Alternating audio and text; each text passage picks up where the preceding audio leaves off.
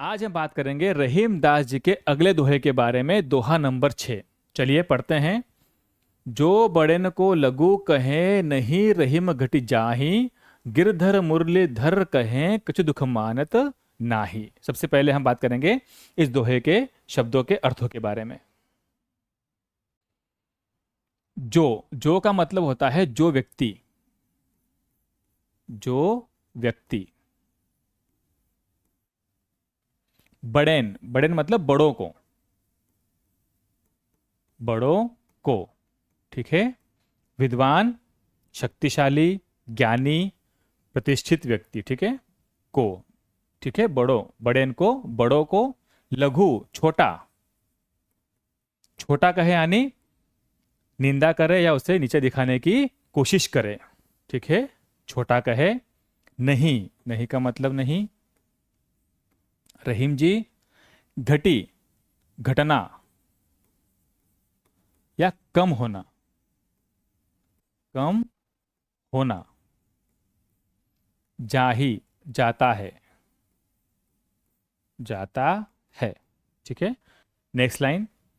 गिरधर, देखिए ये मिला है दो शब्दों से। गिर का मतलब होता है पर्वत और धर का मतलब होता है धारण करने वाला, धारण करने वाला, ठीक है।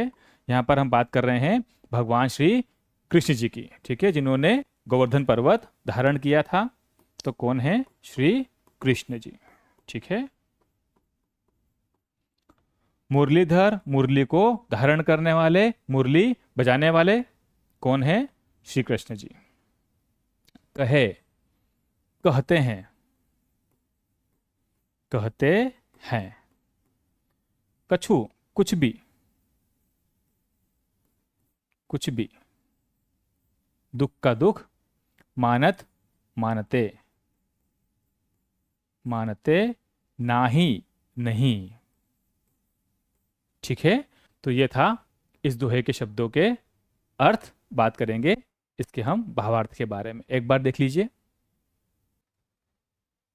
देखिए, इस दोहे में रहीमदास जी कहते हैं कि जो व्यक्ति ज्ञानी या शक्तिशाली या विद्वान लोगों को छोटा कहता है, उनकी निंदा करता है, उनको नीचे दिखाने की कोशिश करता है, वे उस व्यक्ति के कहने से कभी भी उनका जो मान है, उनका जो पद है, वो कम नहीं हो जाता।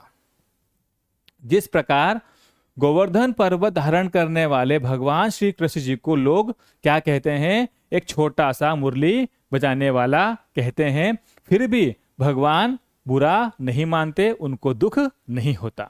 यह था इसका दोहे का भावार्थ। एक बार देख लीजिए।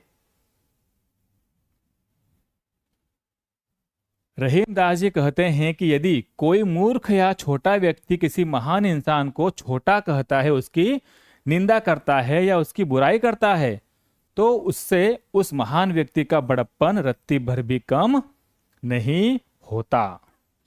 ठीक उसी तरह जैसे विशाल गोवर्धन पर्वत को अपनी उंगली पर उठाने वाले गिरधर यानी श्री कृष्ण जी को अगर कोई केवल हल्की सी बांसुरी बजाने वाला मुरलीधर भी कह दे, तो वे इस बात का बुरा नहीं मानते। उनका कद दोनों ही रूपों में सर्वोच्च रहता है, सर्वोच्च कहलाता है, ठीक है।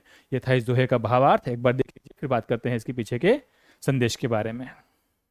तो यह था इस दोहे का भावार्थ। देखिए, जिंदगी की सबसे बड़ी ताकत यह नहीं कि लोग आपकी तारीफ करें, बल्कि यह है कि लोग आपको छोटा दिखाने की कोशिश करें, फिर भी आपका स्तर नीचे न गिरे। हीरा अगर कीचड़ में भी गिर जाए तो उसकी कीमत कम नहीं होती। ठीक वैसे ही महान इंसान दूसरों की बातों से नहीं, अपने कर्मों से बड़े बनते हैं। इसलिए अगर कोई आपको छोटा कहे तो टूटिए मत, क्योंकि पत्थर हमेशा उसी पेड़ पर मारे जाते हैं जिस पर फल लगे होते हैं। तो यह था छोटा सा संदेश। मिलते हैं अगले वीडियो में, तब तक के लिए जय श्री राम।